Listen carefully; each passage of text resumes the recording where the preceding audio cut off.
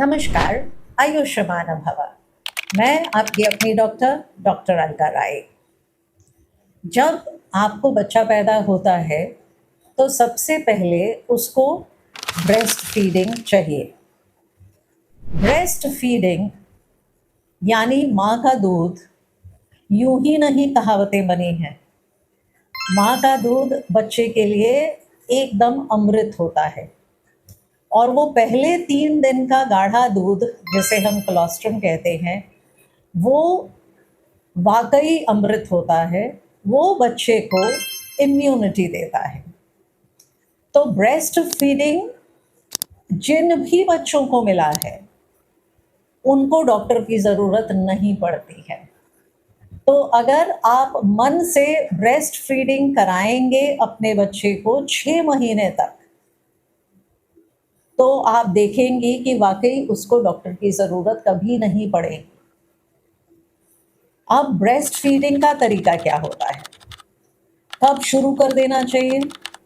जैसे ही बच्चा होता है 1 घंटे के अंदर आपको अपना ब्रेस्ट पकड़वा लेना चाहिए, क्योंकि जब बच्चा सक करता है तो ऑक्सीटोसिन रिलीज होता है, जिससे आपका दूध पैदा होता है और पर्याप्त मात्रा में दूध बच्चे को मिल जाता है। तो पहला जो आहार है बच्चे को, वो पैदाइश के 1 घंटे के अंदर आपको दे देना है। अब फीडिंग कराते समय प्लीज भीड़ ना बिटोरें। अब आपका पूरा अटेंशन आपके बच्चे के ऊपर होना चाहिए। आपको 10 मिनट एक छाती, 10 मिनट दूसरी छाती दूध पिलाना है। जब आप फीडिंग करना शुरू करेंगी तो होता क्या है कि मुश्किल से 30 सेकेंड 45 सेकेंड सक करने के बाद बच्चा रुक जाता है। उससे माँ को लगता है कि अच्छा वो सो गया।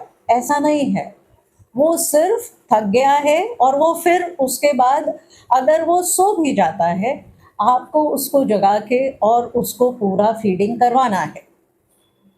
तो जब आप 10 मिनट एक छाती 10 मिनट दूसरी छाती अगर आप पिला दोगे बच्चे को, लेकिन उसके लिए आपको बच्चे पे अटेंशन देना है।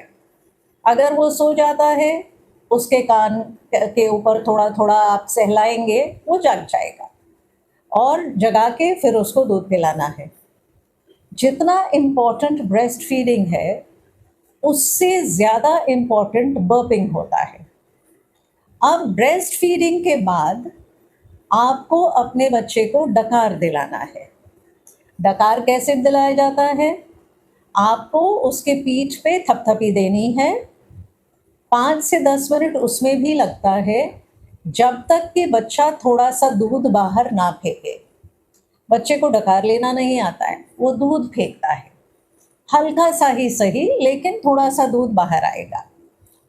अगर आपने बर्पिंग नहीं कराई तो फिर वो दूध फेंकने लगेगा, उसको टट्टियाँ होने लगेंगी, क्योंकि जब गैस बनेगा तो बच्चा पीड़ित होगा। और ये छोटी सी बात कि ब्रेस्ट फीडिंग के बाद बर्पिंग ना कराने से आप जब डॉक्टर के पास जाते हैं तो आपको लगता है कि आपको दूध हो नहीं रहा है, बच्चे का पेट भर नहीं रहा है, और फिर डॉक्टर आपको डब्बे का दूध बेचेंगे।